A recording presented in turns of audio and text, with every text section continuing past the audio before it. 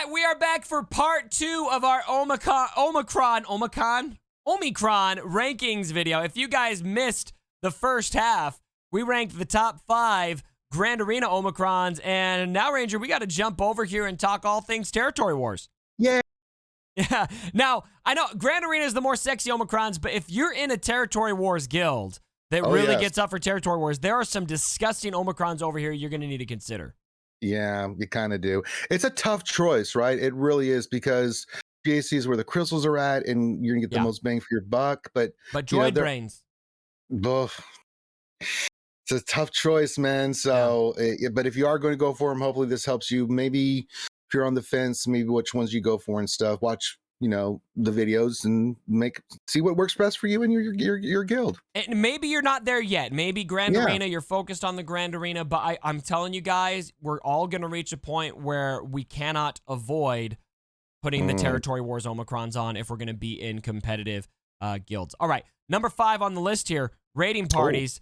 Look, if you have a Jawa team, this is, I'm a ways away from being able to do this, but I've seen it in action, and this is so fun. Yeah, it really is. It's so ridiculous. I mean, anytime you can just make the Jawas Utini better. I mean, what are you gonna say, man? It's so good. I love this. It's a fun Omicron, and it's actually really effective. It really is. How much have you seen this take out? Quite a lot, actually. I mean, Utini is going to do what it's going to do, right? This just helps. And Utini will Utini. Yeah, it's pretty furry too. We found out. Yeah, furry. Yeah, we learned that from Boba Fett, Book of Boba. Yeah, can't unforget certain things I saw in that show and heard in that show. But no, it's a really good one. I mean, it just amplifies, and I think a lot of these Omicrons do. But yeah, this one's a fun one, man. It really is. It just does what it does. You go Ray. Would you imagine Ray with the Jawas on defense or something stupid like that? Gosh. How would you like to deal with that nonsense, man? Yeah. Or Padme, you go with Padme and the Jawas. Go have some fun with that, baby. Oh my God! Not a lot of people have this Omicron, and I think that is strongly connected to people just don't have Jawas farmed. If more people had Jawas farmed, I think this would be one of the premier Omicrons, perhaps, for Territory Wars, especially from an offensive perspective. Now we're ranking Mace here. This is we're a little bit. We've seen the kit. We've seen what it does. Sense weakness. We're not sure exactly how it performs yet, though, so we're not really willing to put it up too high on the list. But in theory, this is going to be really solid. And I'll remind you guys what this does. At the start of each other light side ally's turn, a random enemy, excluding Galactic Legends, is inflicted with speed down for 1 turn and Shatterpoint. There's a ton of synergy with that, which can't be evaded or resisted. And when an ally damages an enemy with Shatterpoint, all allies gain 5% turn meter. And so you got the Shatterpoint synergy. You've got the turn meter gain that's going to, in theory, I mean, this could really be quite the turn meter train. So number 4 is where we're putting it right now. But once we see it in practice, this could, in all actuality, be more like 3 or 2. Yeah, I could see this being on defense. Like, instead of Kenobi, you put Mace down on defense with a JMK team, which that team gets enough turn meter protection and all the other nonsense that it gets on top of his kit that's already out there that's been reworked. This just is, again, just adding that just extra sauce, because I think even if you didn't have it, Mace would still work really well in that team. That being said, this just makes it that much more difficult to deal with when you're getting those shatter points and that turn meter, which is a team you do not want to be giving turn meter to. And it's not just that, but I mean, you think about like a Padme team, a normal Padme team with this in Territory Wars. I mean, another team you do not want to be giving turn meter to. That's not a good thing to happen. So yeah, I'm still wanting to see, like, Mace without it, how effective he is, but if it does, how more effective is he going to be, as with the rework. So it'll be interesting to see. So that's why I'm with you. It's hard to rank this higher until we get a little bit more data, seeing how it plays out. I know what I saw initially with it and got to play around with it a little bit. We have some good ideas, but I don't have enough information to really recommending this to folks immediately. Like, yeah, go get it. We're dipping our toe in the water here with Mace, just sticking him in here. We're excited about it. We want to talk about it, but yeah, still just don't know enough. Another character that's probably going to be like that is and we're not ranking him at all because we don't see anything. But the Grand Inquisitor, we know he's going to have a Territory Wars Omicron that can contend with Galactic Legend Jedi. And so that's another one that will probably be up here pretty soon. But again, no kit, no character yet. So we're just, we definitely can't rank that one. All right, next up, Mary Jade, the Emperor's Hand. Look, that bonus turn, wiping the protection from the leader. Sick. It's she gets pretty all dirty. That she removes the protection. Like, let's say you're facing gas.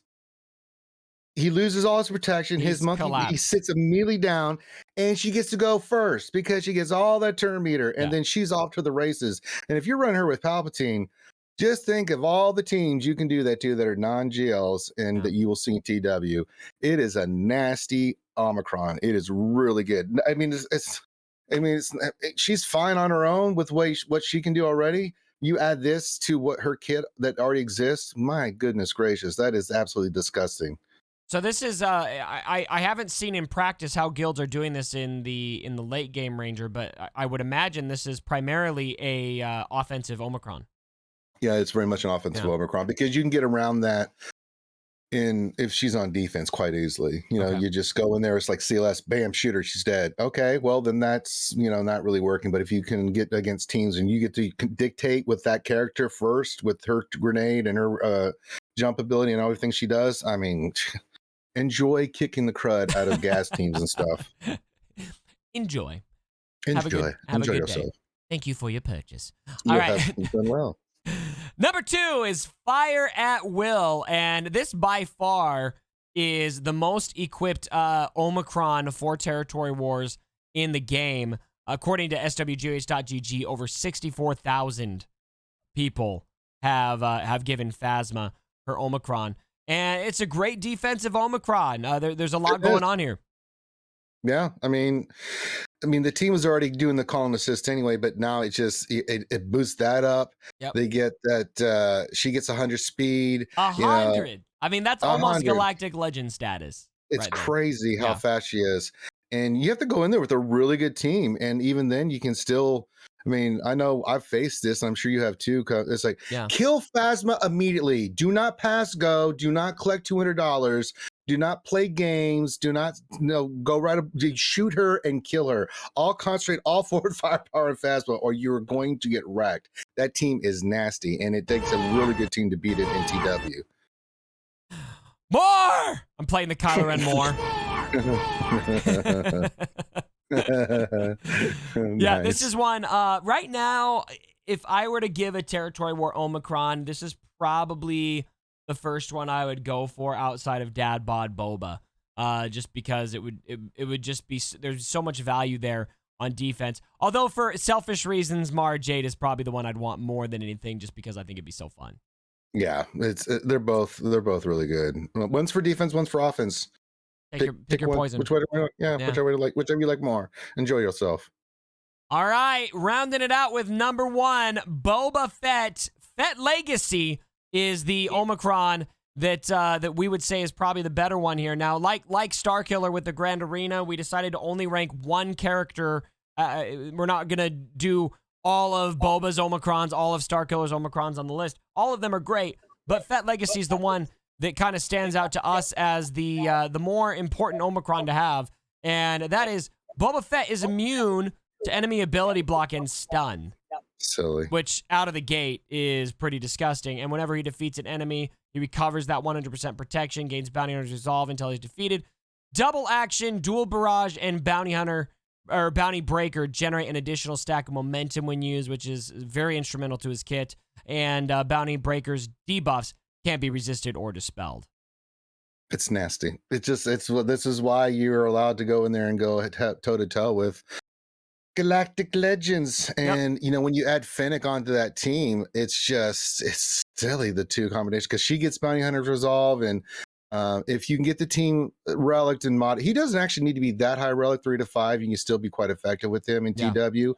Fennec's more of the one where you need her like relic 7. You want to try to get that special damage over 12,000. Right. So if you're going to use it for GL, that she's really the one you're ramping up. But I mean, he sure in the heck does help quite a bit doing what he does. I mean, he can man, I mean, it is silly that the teams and how good it is in TW. We're still messing around with it, like how good it is. So yeah, it's a really good off. I would say this is an offensive Omicron because we've seen that it's too easy to control again.